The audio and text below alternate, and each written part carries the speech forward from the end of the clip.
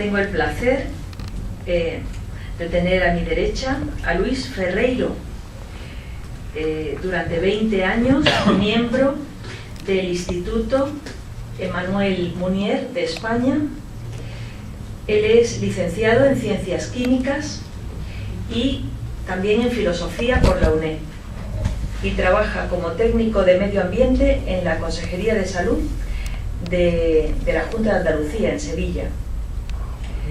Él tiene, pues, como algunos de nosotros, yo también, una vocación tardía, podemos decir, en la filosofía, pero muy fuerte. Él vivió 2 años en los suburbios de Perú y allí conoció y leyó a Munier por primera vez. Tuvo un encuentro con Carlos Díaz, que también ha sido presidente del Instituto Emmanuel Munier, profesor mío. Querido Carlos Díaz, tienes que volver. Y bueno, pues vamos a decir que ha presidido este instituto en 2 ocasiones, y en esta desde el 2005, y también preside la revista Acontecimiento desde el 2006. Bueno, pues yo te voy a dejar con tu conferencia. Muchas gracias por venir. Tú puedes hablar 2 horas si quieres, 1 hora y media, o con un descanso. Te voy a ver. Muy bien, buenos días y muchas gracias a Victoria por haberse acordado del Instituto Emmanuel Munier, sobre todo, que es el que me toca a mí representar y el que se lleva, pues, gran parte de mi tiempo, de mis sufrimientos, pero también de mis alegrías. Gracias también al Ateneo por acogernos aquí, una mañana de sábado, algo que me parece un poco increíble. Nosotros las reuniones del Instituto Munier de Sevilla las teníamos los sábados por la mañana, y la gente, cuando invitábamos, pues, para que creciera el instituto, nos decía, pero un sábado, y a las 10 de la mañana, como si eso fuera madrugar, ¿no? Pues bueno, a quien madruga Dios le ayuda, y aquí estamos. Yo no sé lo que saben ustedes de Munier. Igual alguien podría decirme alguna frase de Munier que recuerden, algún dato, de dónde era. Francés, ¿no? Eso sí, claro. ¿Alguna cosa más? ¿Algún detalle más? Director de una revista. Director de una revista. ¿El nombre de la revista? Esprit. ¿Algo más? Quiso estudiar a los místicos. Muy bien. Vamos progresando. ¿Algo más? Venía con Maritain, ¿no? Sí, relacionado con Maritain. ¿Quién aporta algún dato más? Aunque se separó Maritain. Sí, al fin. Sí, hubo sus más y sus menos, sí, ¿no? Muy bien, pues entonces yo creo que casi es preferible comenzar por introducir un poco la vida de Munier, ¿no? En la filosofía, pues se puede plantear la exposición de una doctrina haciendo abstracción completa de la vida de la persona, de la vida del filósofo. Eso yo creo que con algunos filósofos es factible y es legítimo siempre, pero no siempre es aprovechable. Yo creo que la exposición de la doctrina de Kant, sin la vida de Kant no pasa nada. Ahora bien, exponer la filosofía de Kierkegaard sin saber nada de la vida de Kierkegaard, es posible que no entendamos nada. O de Nietzsche, pues quizás un poco menos que con Kierkegaard, pero tampoco. Entonces, la filosofía, yo creo que dice Julián Marías que tiene 2 vertientes, ¿no? En su libro sobre historia de la filosofía, una que es la teoría y otra que es la práctica. El sabio puede ser alguien que tiene unos conocimientos profundos de cosas que aparentemente para los demás son oscuras, y él intenta clarificarla, penetrar en ella. Pero hay otra vertiente que es muy propia en la filosofía posaristotélica, que es el cultivo de la persona, el modelo del sabio como alguien que sabe vivir. El epicúreo, el estoico, ¿verdad? El escéptico, el cínico, son gentes que hacen un arte de vivir, con el que estaremos más o menos de acuerdo o no, pero prácticamente su filosofía era su vida. En Munier yo creo que hay este aspecto. Su filosofía es su vida, y su vida se transforma en filosofía. Hay una coherencia muy grande entre su pensamiento, sus sentimientos y su doctrina. Además, todo esto está hecho al hilo del acontecimiento, que es para él una categoría esencial. Se dice que solo se puede hacer ciencia de lo que tiene regularidad. El acontecimiento es la singularidad. Y Mounier tiene una gran percepción, una gran sensibilidad para detectar lo singular de los hechos en la historia, de los hechos de la persona, de los hechos en el terreno del pensamiento. Entonces, pues entraríamos diciendo algunas cositas de Mounier para entenderlo, ¿no? Yo diría que la experiencia fundamental, primera de Mounier, es la experiencia de la miseria. Él nace en 1905, hace ahora 107 años, un 1 de abril, precisamente, o sea, mañana se cumpliría un centenario, no, sería el 107 aniversario, ¿verdad? Un 1 de abril, en esa ciudad provinciana, alpina, donde una ciudad que tiene mucho de montañera. Él dice que él en su alma es un montañés, es donde se crea la cartuja, es un lugar que le va mucho a su carácter austero, casi de monje. Entonces, allí en los primeros años de su vida, él tiene un contacto muy fuerte con la miseria, sobre todo en grupos de acción católica juvenil, grupos de tipo de San Vicente de Paúl y todo este tipo de grupos. Vive la miseria de una forma experimental. Y sus padres se empeñan en que sea médico, pero él fracasa con la medicina, precisamente en la química. Es una cosa con la que tú me decías, ¿no? ¿Por qué no te entiendes como Nieto? No entiendo cómo no entendía la química, ¿no? Estuvo 3 años para sacarla y no había manera, ¿no?, que la sacara. Entonces, realmente lo que él tenía en la cabeza era otra cosa. Y lo presentan a un filósofo importante, además un buen hispanista, que se llama Jacques Chevalier, con la idea, tiene la idea muy clara de saber filosofía, pero para una misión. Desde un primer momento él parece oscuramente que entrevé para su vida una cierta misión, algo que tiene que hacer, algo que tiene que poner en esa historia. Después de Chevalier va a la Sorbona y se encuentra allí pues con grandes filósofos, se puede decir, sobre todo el que él tenía más interés, pero que no llega a conocer. Incluso intenta un día visitarlo en su casa, es Bersón, pero no estaba en condiciones de recibirlo. Su esposa le dijo que no podía ser, ¿no?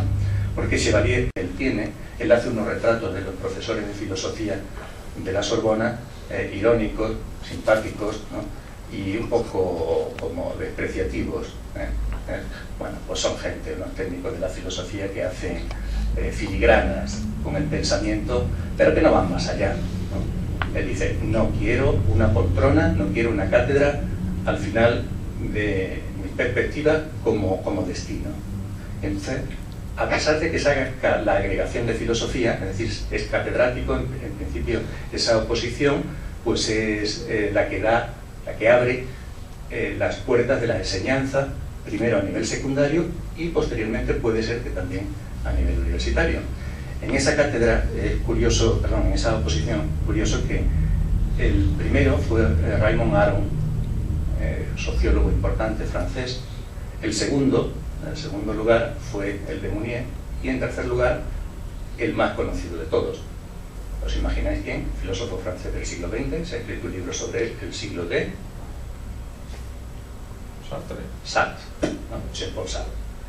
Bueno, yo recuerdo en 2005 que fui a una conmemoración del centenario del nacimiento de Mounier, y en el avión me dieron los periódicos franceses y allí teníamos, todo era Sartre, un poco Aron.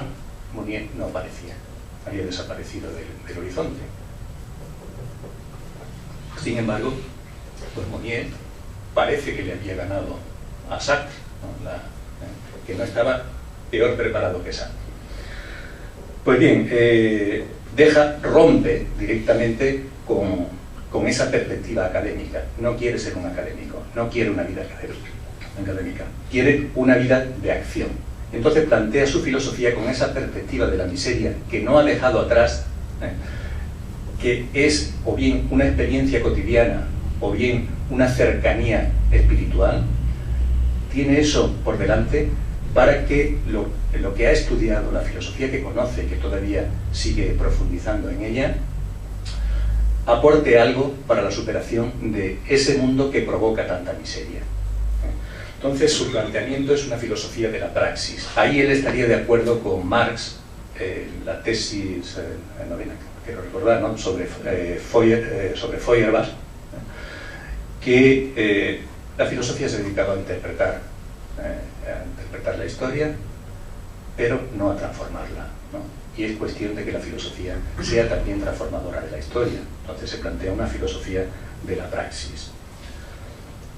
¿Y qué filosofía es esa? ¿Qué intención tiene?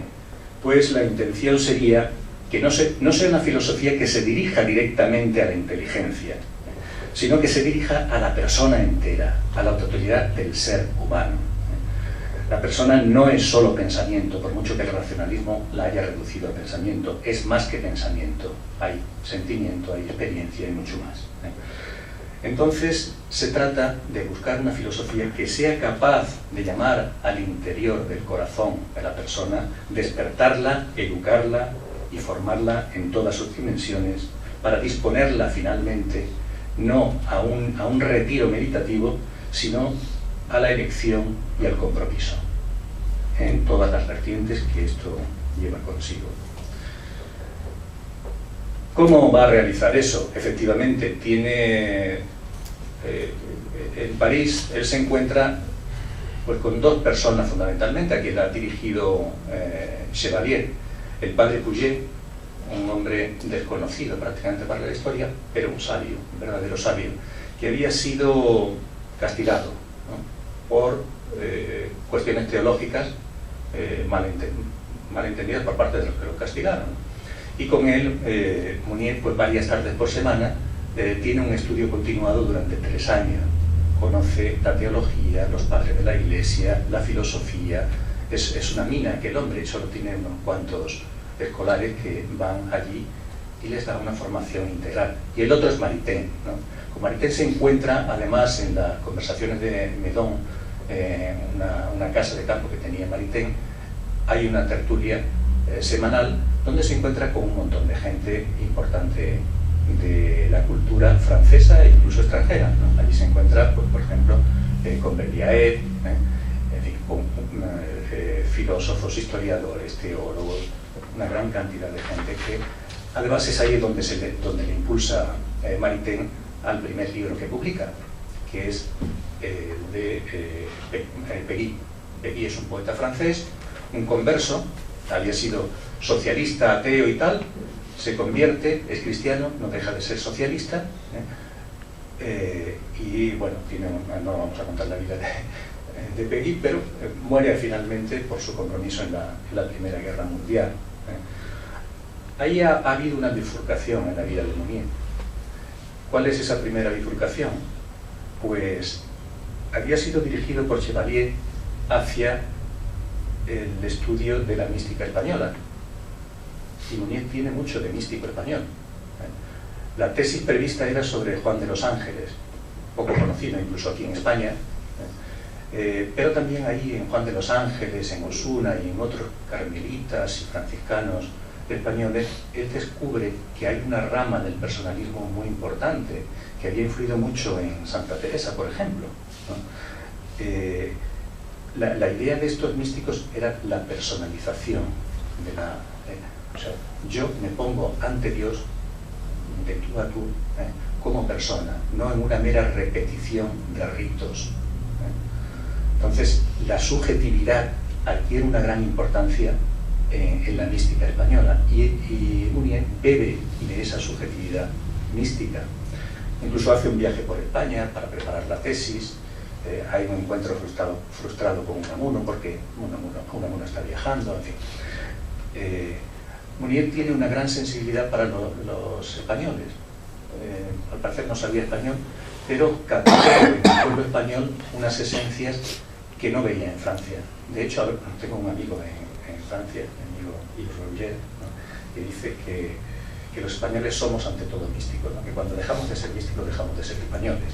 Bueno, es una opinión, es una idealización de este hombre que es un hispanista serio, importante, ¿no?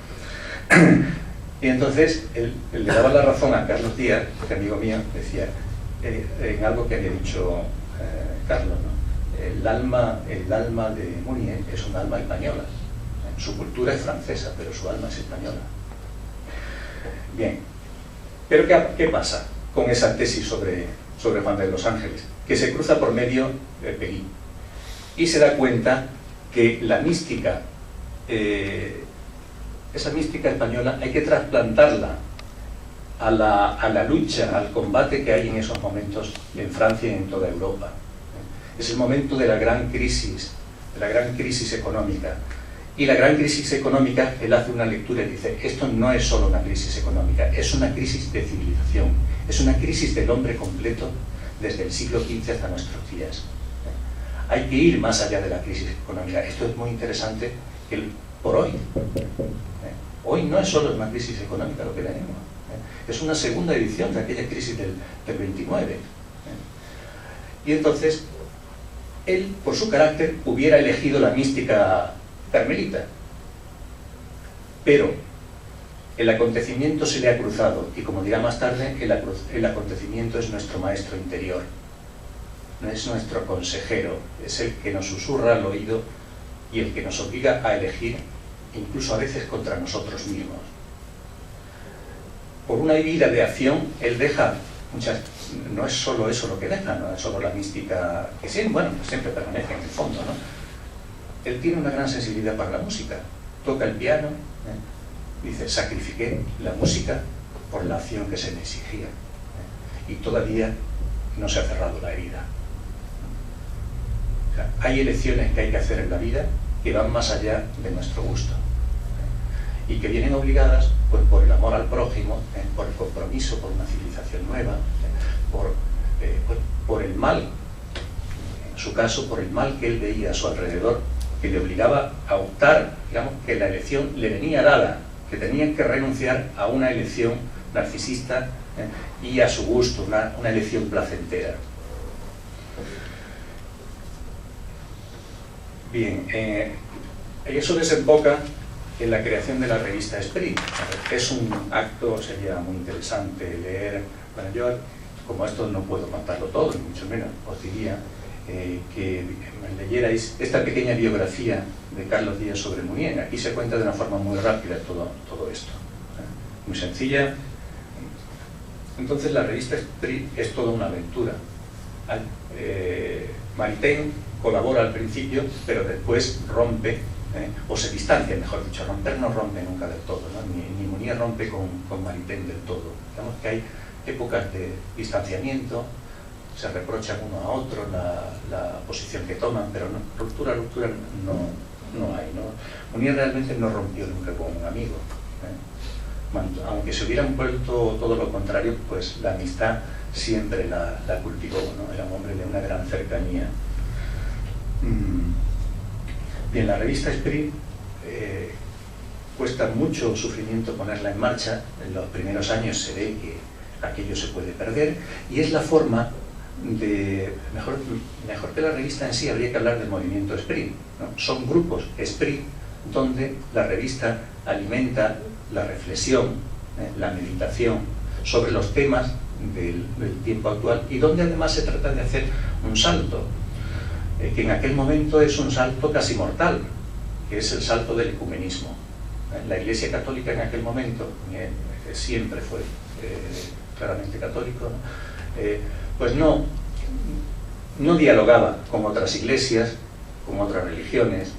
En el movimiento Esprit se plantea que puede ser cualquiera, no es necesario ser católico. Había protestantes, había judíos, había agnósticos, había ateos, había incluso anarquistas, había algunos comunistas, porque bueno, dentro del comunismo había gente muy cerrada y otra gente que quería un humanismo dentro del marxismo, quería introducir ese humanismo ahí, ¿no? En definitiva, un movimiento de diálogo, pero que tenía una consigna, un principio fundamental, que era el primado de la persona, y con eso, entendiendo a la persona como un ser espiritual, pues la vida del espíritu, sobre todo, aunque eso no quiere decir que haya una separación de los problemas materiales de la sociedad.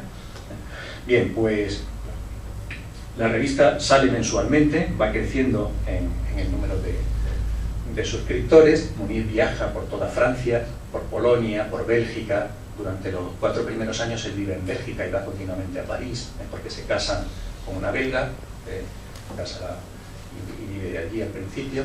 Crea una pequeña comunidad en Bruselas.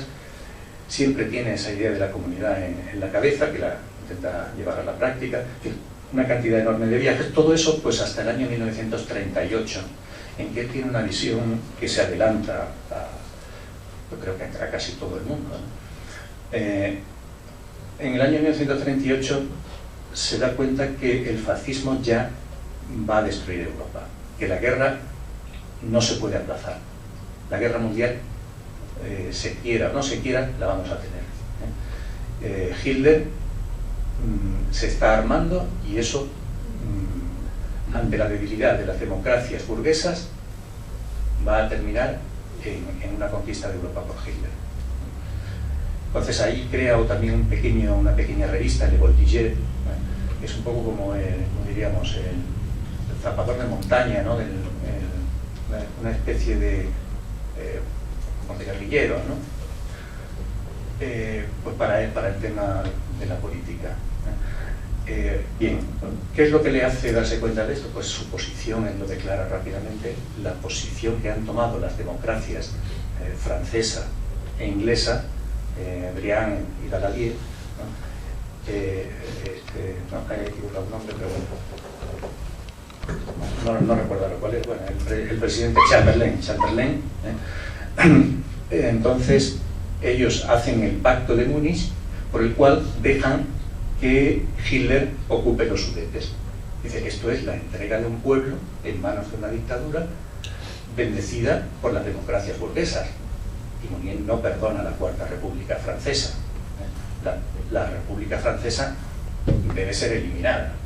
Ya, su postura es radical, ¿no? Esa democracia es el rostro, dice él, la máscara de una burguesía que es capitalista y no entiende más que de valores materialistas.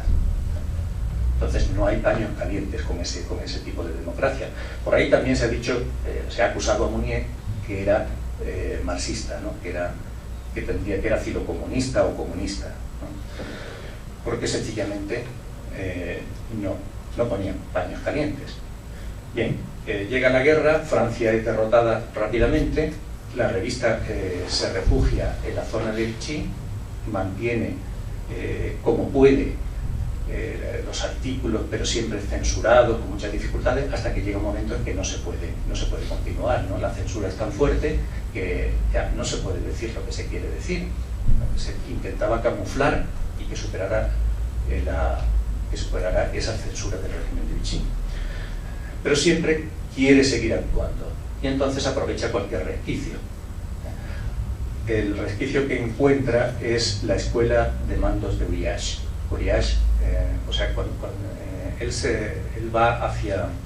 Primero lo movilizan, después lo desmovilizan cuando el ejército es derrotado, francés, y él va hacia su pueblo natal, ¿no? Y se sitúa allí, y cerca de su ciudad natal está, en medio de los Alpes, un lugar que se llama Uriage. Allí un comandante, coronel, Segonzac se llama, está intentando formar mandos para la revolución de Vichy. O sea, un filofascista. Y lo invitan a dar unas clases allí.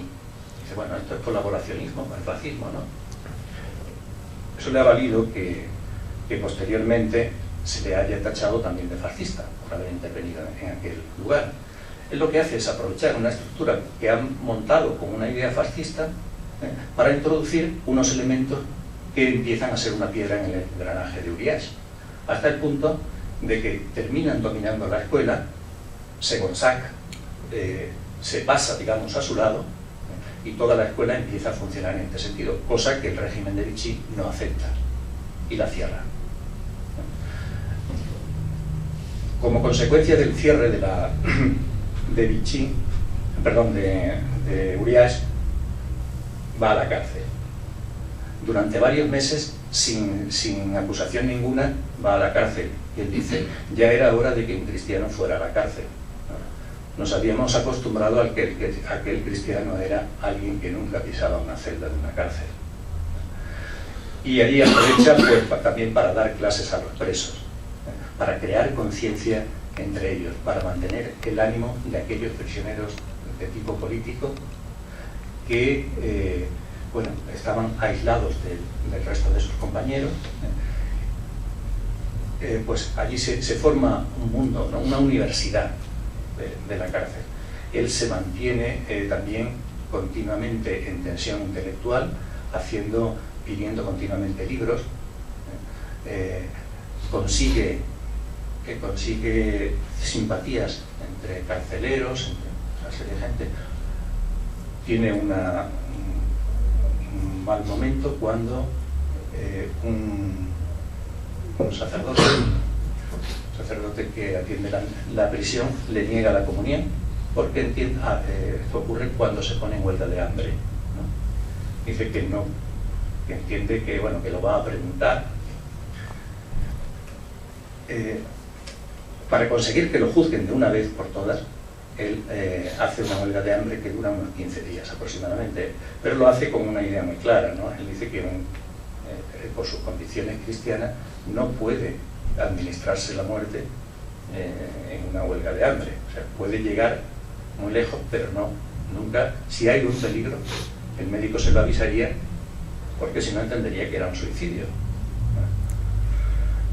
Bien, con la huelga consigue que se le juzgue y queda en libertad, pero siempre con problemas. Se tiene que refugiar en varios sitios, tiene que cambiar de sitio porque le siguen todavía, ¿no? Incluso pues en un pueblo de la frontera suiza pasa el último tiempo de la guerra con un nombre falso para evitar que lo localicen. En la adversidad Munier se crece. Cualquiera en la cárcel tendría todas las excusas para no hacer nada, para decir no puedo, ¿no? ¿Cuánta gente que no estamos en la cárcel decimos no puedo, ¿no? Y tenemos tantas facilidades y resulta que nunca podemos, nada. Pues nada, él escribe el libro más voluminoso que ha escrito, que es su Antropología y Psicología, digamos, hay mucho de psicología ahí, que es el Tratado del Carácter, un libro de unas 1000 páginas, ¿no? Allí en la cárcel. Bueno, cuando sale de la cárcel ya lo organiza y termina de componer, pero el grueso del libro está escrito en la cárcel. Aprovecha también pues para hacer contactos con gente de otras tendencias, comunistas, demócratas cristianos, de cualquier tipo, porque siempre está en diálogo y siempre con un sentido de agregación, o mejor dicho, de congregación. El ser es ser con los demás, y él en toda su vida intenta traer hacia los demás a la causa común, que es la causa del hombre. La desgracia la persigue y tiene 3 hijas. Yo he conocido a la menor, ya tiene una edad, ¿no? Ella prácticamente no lo conocía a él porque tenía 2 años cuando murió, y la tragedia le visita sobre todo en forma de la enfermedad de su hija François. Su hija François pues tiene unas fiebres que la dejan casi en estado vegetativo. Entonces, para él y para su mujer, eso supone una prueba muy fuerte en la vida, ¿no? O sea, una cosa es el compromiso que uno elige y otra la desgracia que a uno le sobreviene y que a veces no sabemos cómo sobrellevar. ¿Qué hacemos con ella? Pues con una gran fuerza de espíritu, él lo toma como una prueba más, ¿no? Como ve en esa niña a todos los niños del mundo que sufren, y ahí se le ve a él esa entraña mística que es capaz de transformar el dolor en una gracia, y así nos lo dice. En este sentido, hay textos suyos que son preciosos, habría que seleccionarlos y leerlos, que no tienen nada que ver con la filosofía, que no están hechos para ser publicados, son cartas a su mujer, son escritos en sus carnet de ruta, ¿no? Sus diarios. Y entonces ahí se ve la grandeza interior y moral, espiritual de Mounier. Voy a leer algo porque creo que nos dará una idea de su carácter, de su interioridad. La niña está en la cuna, la mirada perdida, apenas reacciona a nada. Y ellos han pensado, incluso en uno de los escritos, no aquí, ha pensado en ir a Lourdes, dice, no para que la niña se cure, no, sino para que nosotros aceptemos esta carga que hemos recibido y la llevemos con alegría. Perdón.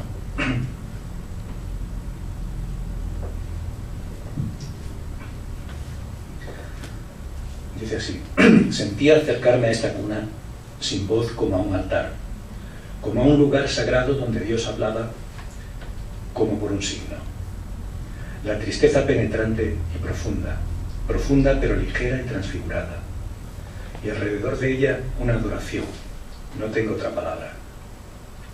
Con toda seguridad nunca he conocido de forma tan intensa el estado de plegaria como cuando mi mano le decía cosas a esta frente que no respondía nada. Cuando mis ojos se arriesgaban hacia esta mirada distraída, que llevaba lejos, lejos por detrás de mí. No sé qué acto emparentado con la mirada, un acto que miraba mejor que la mirada. Misterio que solo puede ser de bondad, me atrevería a decir, una gracia demasiado grave. Una hostia viva entre nosotros, muda como la hostia, resplandeciente como ella. ¿Qué quiere decir para ella ser infeliz? ¿Quién puede decirnos que ella lo es? ¿Quién sabe si no se nos ha pedido que guardemos y adoremos esta hostia entre nosotros, sin olvidar la presencia divina bajo esta pobre materia ciega?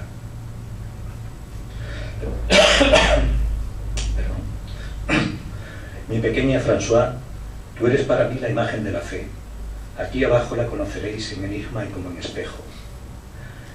La guerra ha acabado de curarnos de la enfermedad de François. Tantos inocentes desgarrados, tantas inocencias pisoteadas. Esta niña inmolada día a día constituía quizás nuestra presencia en el horror del momento. Ahora que la amenaza de abril se ha alejado, ahora que parece que debemos continuar juntos, François, hija mía, sentimos que una historia interviene en nuestro diálogo. Resistirnos a las formas fáciles de la paz firmada con el destino, seguir siendo tu padre y tu madre, no abandonarte a nuestra resignación, no acostumbrarnos a tu ausencia, a tu milagro, darte tu pan cotidiano de amor y de presencia, proseguir la plegaria que tú eres, reavivar nuestra herida, puesto que esta herida es la puerta de la presencia, permanecer contigo. Bien, textos como esto, Mounier tiene una gran cantidad de ellos, porque además él está continuamente pensando en el otro, ¿no? Hay una característica propia de sus cartas. Hay como una dirección espiritual hacia todos sus compañeros, los camaradas de Esprit, o gente que no pertenece a Esprit, pero que tienen una amistad con él. Y siempre en esas cartas hay un intento de llevar a cada uno pues, más allá de sí mismo, de ese momento actual de sí mismo, en una superación, ¿no? Entonces, él no escribe pues por su propio yo, ¿no? Escribe para el tú, ¿no? Esto veremos ahora un poquito más, insistiré en este aspecto. Pues bien, esta es digamos, unos aspectos, ¿no? El rostro de Mounier. Mounier vuelve luego a Francia y es la primera, a París, y es la primera revista de todas las revistas de ese tipo que hay, ¿no? que han tenido que cerrar por la guerra, por la ocupación alemana. Es la primera revista que se abre. Y visto en testimonio de Mounier y del movimiento Esprit, la revista empieza a crecer, ¿no? Llega a tener 13.000 suscriptores, una cosa que es impensable para una revista de ese tipo, dura, una revista. Nosotros, nuestra revista, y luego os daré alguna, ¿no? Pues no hemos pasado nunca, bueno, lo más que hemos llegado ha sido 800 suscriptores, ¿no? Yo creo que quizás no hemos llegado a eso pues porque no ha habido el martirio que ha habido con Munier. Sencillamente puede que esa sea la razón. Entonces,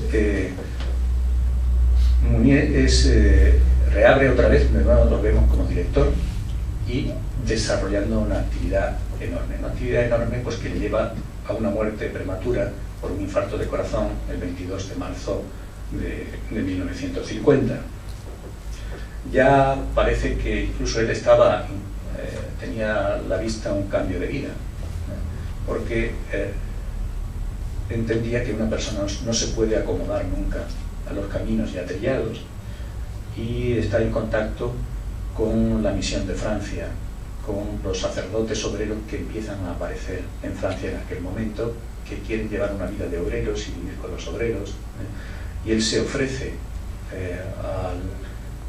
al líder de este movimiento pues, para lo que sea necesario, ¿no? Pues, le piden cosas de tipo de formación y las hace, pero él está dispuesto con su mujer a ir todavía más allá, ¿no? A abandonar incluso Esprit, dejarlo en otras manos y abrir otra trinchera, siempre en la misma línea. Bien, podríamos contar muchas más cosas, ¿no? Sus relaciones con los intelectuales, continuamente con Sartre, con los comunistas, con los anarquistas, con Camus, con tanta gente ha sido una persona, una cuestión, ¿no? Más valiente que muchos de ellos, ¿no? Un manifiesto que llega a firmar con Sartre y con otros más cuando en uno de los momentos, creo que fue la ocupación de Hungría, uno de estos momentos en que los tanques soviéticos invadieron creo que fue Hungría, ¿no? Luego Sartre se echó atrás, no quiso dar la cara, ¿no? Y eso se tuvo que publicar solo por él, ¿no? Muy fácil así escurrir el bulto, ¿no? Y luego encima tener buena fama, ¿no? Gran comprometido era el existencialista Sartre, ¿no? Bien. En resumen, ¿qué hay en Munier? Yo diría que hay tres grandes aspectos. Hay un hombre de fe, un cristiano, que tiene a la vista un ideal de santidad. Pero él quiere transformar la fe y adecuarla al momento en que vive. Hay grandes problemas en este sentido en la Iglesia Católica en el momento. Él ve que la espiritualidad cristiana se ha unido como en una sola pieza con la burguesía, y los valores burgueses han reemplazado a los valores del Evangelio. Entonces se trata de hacer una purificación de la fe y verter los valores de la fe en moldes nuevos, exigiendo pues una ruptura con la burguesía, con los valores burgueses. Segundo, hay un gran intelectual también, un intelectual que no ha dudado en sacrificar por la causa a la que sirve una carrera académica. Munier es un hombre de pensamiento que analiza en profundidad los problemas de su época y sobre todo los problemas del hombre. Por ahí hay un diálogo, el diálogo fe-cultura, es una de las características de su actividad. Y por otro lado es un revolucionario. Y esto ya sí que no sabemos cómo unirlo a las otras dos cosas. Pero puede ser un católico revolucionario. Vaya, ¿no? Esto es complicado, ¿no? Para muchos católicos es imposible. De hecho, algunos grupos de integristas de Francia lo acusaron a él, pero a la revista sobre todo, al Vaticano. Estuvieron a punto de abrirle un proceso. Bueno, eso fue algo que le dolió mucho a él, ¿no? Se entrevista con algún obispo de Francia y él lo tranquiliza.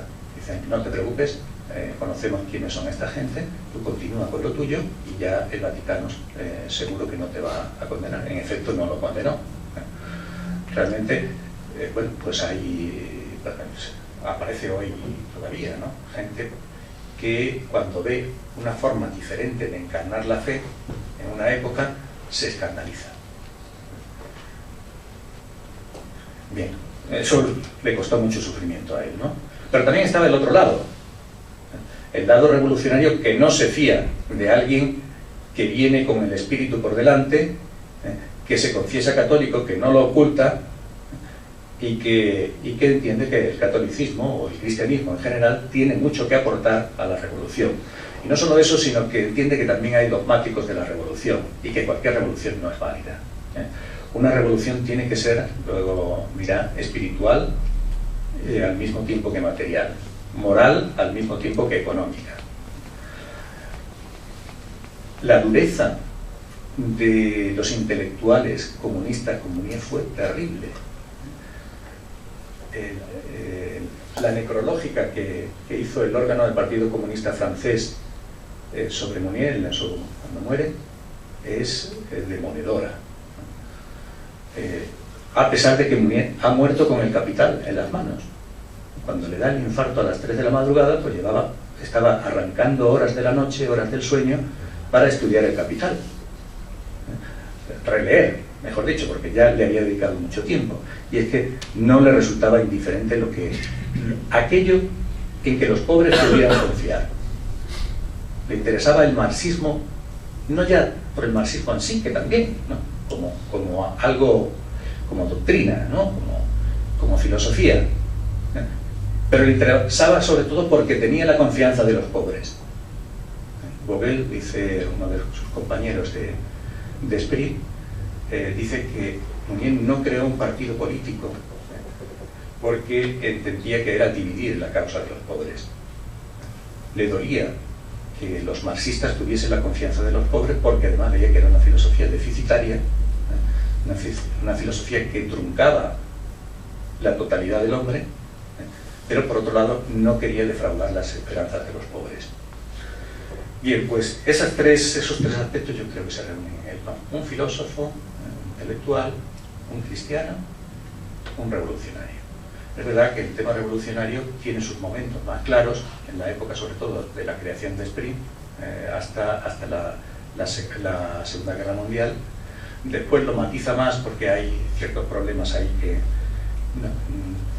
hay una creencia entre los jóvenes, porque cuando crea la revista pues tiene 28 años, ¿no? Y lo que ocurre entre los jóvenes en aquel momento es que la revolución está ahí, que va a llegar, ¿no? Que no se la puede detener, y entonces o se puede ser reaccionario o se puede uno apuntar, ¿no?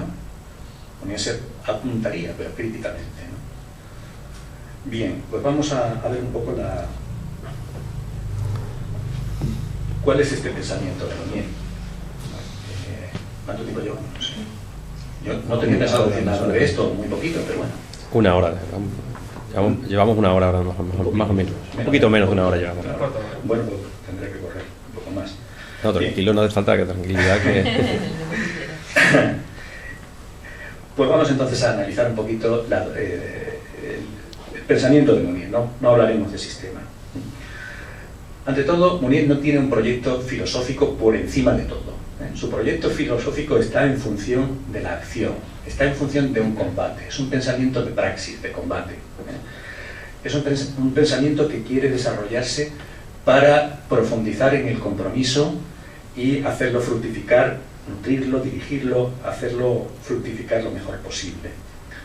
Dice de él Jean Conil: la filosofía de Mounier, e incluso en sus obras más teóricas, es siempre una filosofía de combate, una filosofía que combate y que se bate. Tiene la intención de despertar a las personas y de reunirlas para comprometerse en ese combate. Entonces vemos que en sus escritos hay una permanente llamada, un diálogo, una referencia a sectores concretos de la intelectualidad o de los movimientos sociales del momento. A veces ese pensamiento pues podemos encontrarlo deslavazado, ¿no? ¿Por qué? Pues porque Mounier ha trabajado siempre al hilo del acontecimiento.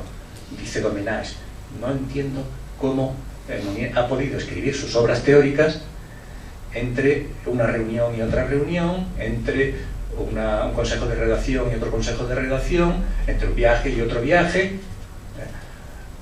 Él decía que un vagón de tren era un despacho sin secretaria y sin teléfono. Entonces, aprovecha cualquier momento, ¿no? para pensar y para escribir. Va siempre tomando notas, escribiendo. Y muchas veces pues todo eso se ha publicado incluso sin hacer una revisión. Es un pensamiento de urgencia, en el sentido muy vivo. Aunque a veces no podemos tener dificultades, sobre todo en el primer tomo de la obra de Mounier.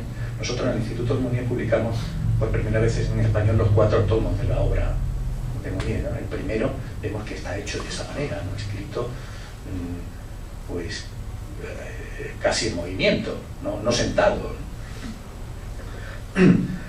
Ese pensamiento no quiere ser un sistema, no quiere cerrarse en un sistema. Al contrario, más bien lo que plantea es que debe ser una inspiración abierta para que cualquier sistema se nutra de ella y capte, absorba lo que sea necesario para darle el tono del personalismo. Mounier habla de que el personalismo, más que una filosofía o más que un sistema, es una matriz filosófica.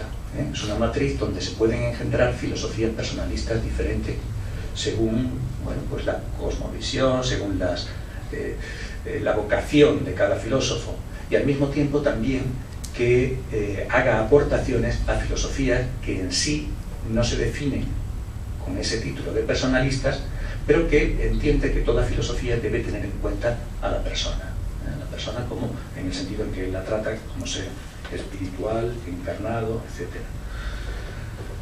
Ese pensamiento se encuentra entonces ante una doble exigencia. ¿Me podría dejar la revista esa? Sí, claro.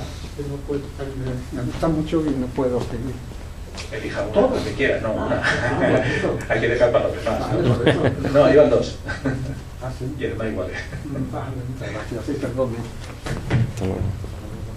Bien, pues entonces habría una doble exigencia para esa filosofía. Cuando un filósofo, hablamos de un filósofo de raza pura, un Kant, un Hegel, ¿no?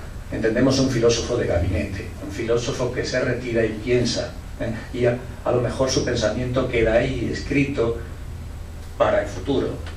Mounier no. Mounier tiene primero una exigencia de comunicación. Toda su filosofía se hace en diálogo y con un deseo de influir de una forma directa y eficaz en el movimiento de la historia. Le interesa transformarla, como decíamos de la tesis sobre Feuerbach. Y segundo, una exigencia de compromiso.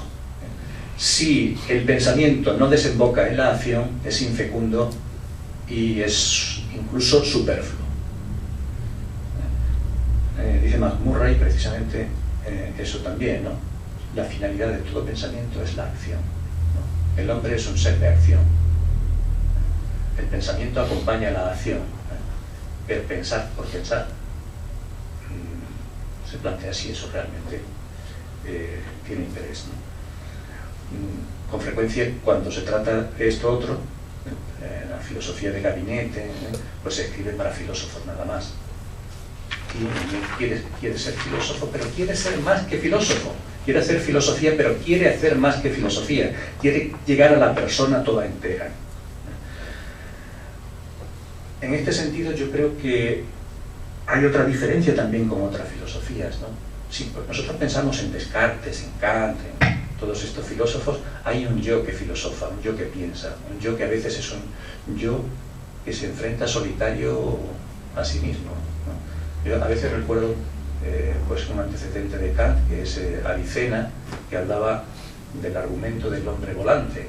Pues si alguien recuerda esto, ¿no? O sea, como principio de la filosofía, planteaba el mismo de Descartes, ¿no? Pienso, luego existo. Un yo en solitario, en este caso Avicena plantea que si un hombre estuviese separado de todas las influencias del mundo, estuviese flotando en el espacio sin que nada afectase a su piel, a su tacto, a su gusto, a sus sentidos, no hubiese una luz para sus ojos, estuviese completamente aislado, ¿no? ¡Qué horror!, ¿no? Pues suspendido en el espacio, tendría todavía conciencia de sí. Bueno, yo creo que esto es muy discutible, lo de este planteamiento, y desde luego no me parece un buen principio de la filosofía. aunque le pese a Descartes, ¿no? Porque además no es real, ¿no? Todos nacemos comprometidos, estamos siempre en contacto con la realidad. Yo creo que la fenomenología de Husserl toca eso muy bien, ¿no? O sea, el yo siempre está referido a algo. La conciencia siempre es conciencia de algo o de alguien. Pues bien, Mounier no es un yo solitario que filosofa, yo diría que es una legión que filosofa, tiene dentro una legión, pero no en el sentido como lo decía Nietzsche. Nietzsche dice, yo soy legión. Hay una multitud de yoes que salen de mí como de un volcán, y hoy soy esto y mañana soy lo otro, hoy soy este yo, y esta mañana soy este yo, y esta tarde soy otro yo. No, Mounier tiene los yoes de mucha gente, congregados en sí, pensando en comunión.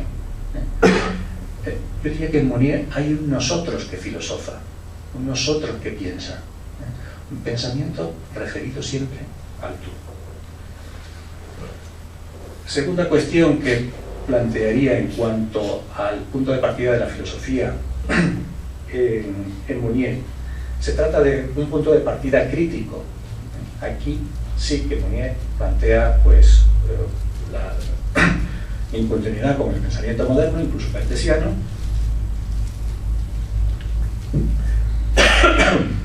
que hay la posibilidad de una duda sistemática, pero que es una duda, en el caso de Mounier, que no es solo intelectual, es una duda vivida en la angustia profética ante el futuro y ante la presencia de la miseria de las masas. Un punto de partida muy distinto al de Descartes. Se trata de dudar de todo aquello, las ideas y los principios que en esta civilización, considerada en su conjunto, con sus estructuras sociales y políticas, su técnica, su cultura, su ética, su espiritualidad, hacen que sea una civilización en vías de descomposición. La duda es sobre toda la civilización, sobre toda la cultura. Hay que ser críticos con todo eso. Una cultura que ha nacido al final de la Edad Media, consolidada al mismo tiempo que minada por la era industrial, capitalista en sus estructuras, liberal en su ideología, en su ética, que ha llegado a una crisis generalizada. Luego hemos visto que se ha superado, pero que no se ha superado del todo, que seguiremos siempre. Yo creo que esta es una sociedad, es una civilización en crisis, no una sociedad en crisis, es mucho más, ¿no? Dentro de una civilización cabe sucesivas sociedades, pero es todo el conjunto lo que está en crisis.